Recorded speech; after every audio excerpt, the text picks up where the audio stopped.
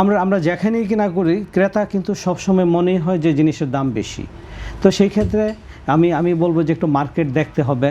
যখন যারা কিনতে যায় চোখ বন্ধ করে কোনো একটা নির্দিষ্ট শপে, আমি বলবো না, সেখানে দেখবে তার রুচি, প্রোডাক্টের কোয়ালিটি, তারপরে যারা একটু ব্র্যান্ড সচেতন তারা মাথায় ব্র্যান্ডের বিষয়টা মাথায় রাখবে। সব কিছু রেখে, এটা তো ওপেন মার্কেট, এটা এখানে দাম কম বেশি এবং খুব বেশি যে আমি দিব, আমাকেও তো বেচতে হবে। আমি তো জানি আমার পাশে আরও চারপাশে আরও 2-4-5টা শপ আছে। আমি যদি আমার বিশাল ইনভেস্টমেন্ট, ব্যাংক থেকে আমার অনেক টাকা রমজান মাসে সবার ইনভেস্ট হয়, হ্যাঁ, তো তো তো এইটা আমাকে তো সেল করতে হবে উইদিন 30 days। আমাকে সেল করে বেরিয়ে আসতে হবে। মিনিমাম 70% বা 60% প্রোডাক্ট আমাকে সেল করতে হবে, না হলে তো এই প্রোডাক্ট নিয়ে আমাকে বসে থাকতে হবে। সেই ক্ষেত্রে আমি মনে করব যে প্রাইস বেশি এটা বলা যাবে না। তো সেই ক্ষেত্রে যে কাস্টমারকে একটু যাচাই বাছাই করে আশেপাশে দেখে তারপরে তাকে ক্রয় করতে হবে।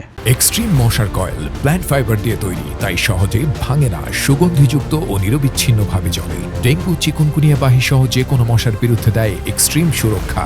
আসলে এই মার্কেট তো ওপেন মার্কেট।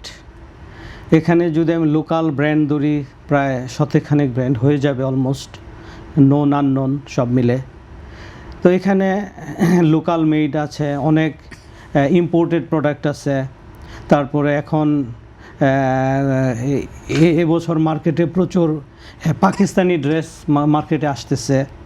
তো সেক্ষেত্রে এখানে বিশাল এক মার্কেট, যে মার্কেট অবশ্য আমাদের কাছে সঠিক কোনো পরিসংখ্যান নাই, ভাইয়ের কাছে হয়তো বা থাকতে পারে। এটা একটা বিশাল মার্কেট। আমার তো মনে হয় যে এটা 10,000 কোটি টাকার উপরে হবে, এটা আমি জানি না, ওটা ভাই ভালো বলতে পারবে। তো এখানে তো ওপেন মার্কেট।